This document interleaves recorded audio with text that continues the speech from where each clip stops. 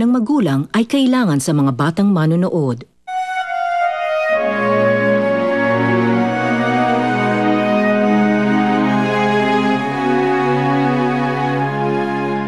Your memory's back. Trauma lang pala talaga yun. Asan mo si Tisoy? Bakit mo siya munti ka nang mawala sa akin nang dahil sa kanya? Ba't kayo yung nagtulak sa amin para gawin yun? Para tumalon kami? Teka, tingin niyo ba pwede pa maging kami ni Elise? Kung ikukumpara ka lang naman doon sa Tisoy na yon, mas gusto na kita, Troy, para sa anak ko. Masyado kang matapang, ha? Hindi ako matapang, sir. Mahal ko ang anak niyo. Kaya kaya kong harapin kahit na ano. Ang bala ng baril ko, harapin mo. Anong ginagawa niyo dito? Alam mong si Elise ang pinunta ko dito. Well, she's fine. She's awake. O ano, masaya ka na? O go away. Hindi ako papapigil sa'yo. Hindi ako papayag na makausap ko si Elise. Tama na! Tama na! Huwag kayong gawin!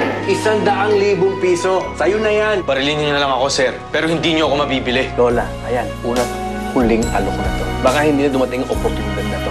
Yaya, nasa na si Elise? Iniwan ko lang kanina dito ah. Huwag mo naman sabihin, tumakas na naman. Elise? Nanday na mo. Elise!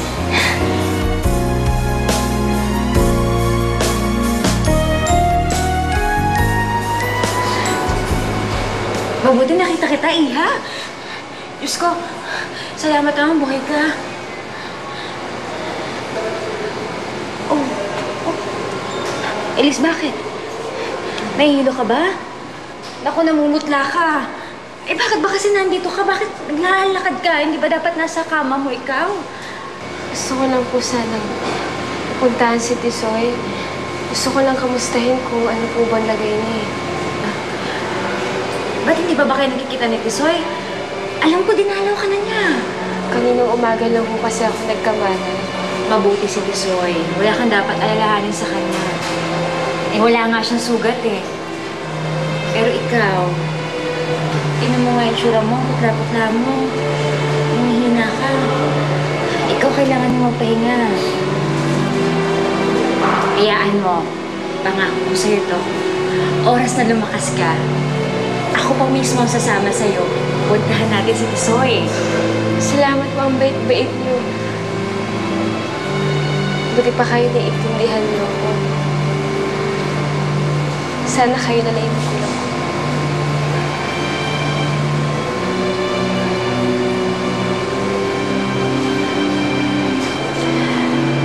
Kung ako ang magulang mo, nako, hindi kita papayagan tumayo sa kama mo kung ganyan ang kalagayan mo. Kaya mabuti pa, higa mo na yan, ipahinga mo. Pag lumakas ka na, higa. Puntahan natin si Tisoy, ha? Pero ngayon, kailangan malakas ka muna. Asan na yung kwarto mo? Kaya mo ba maglakad? Grabe. Ngayon lang ako nakakita ng ganong karaming pera. Kahit yata ilang taon ako magtrabaho, hindi ko kikitain yun. 100,000 piso. Tisoy, bakit mo naman pinakawalan yun?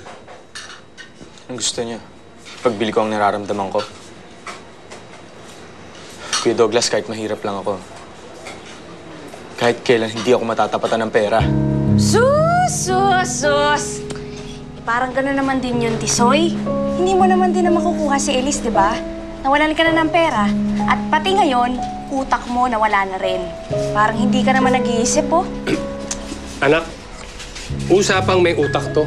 Doon ka muna sa likod. Ganun ba? Sige. Buti na lang, hindi ka nasaktan ni Sir Carlos. Kilala ko yun. Hindi ka tatantanan nun.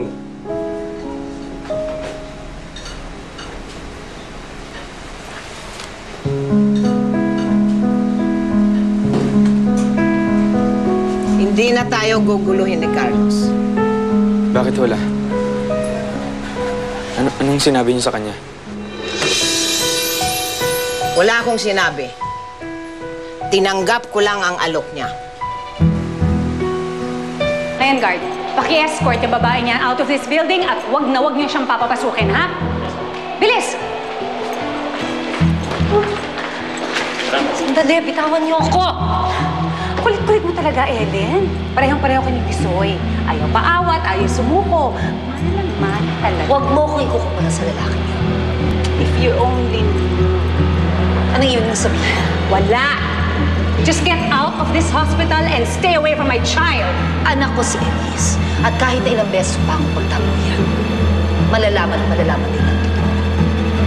But not today. Right, Ellen? Not today. Alis na! Ano ba hinihintay niyo? Tawan niyo ako! Asan na ba si Elise? Ano nangyari sa batang yun? Elise? Hoy! Ano nangyari sa'yo? Ma'am Layla, nakita ko po kasi siya eh. Nahihilong.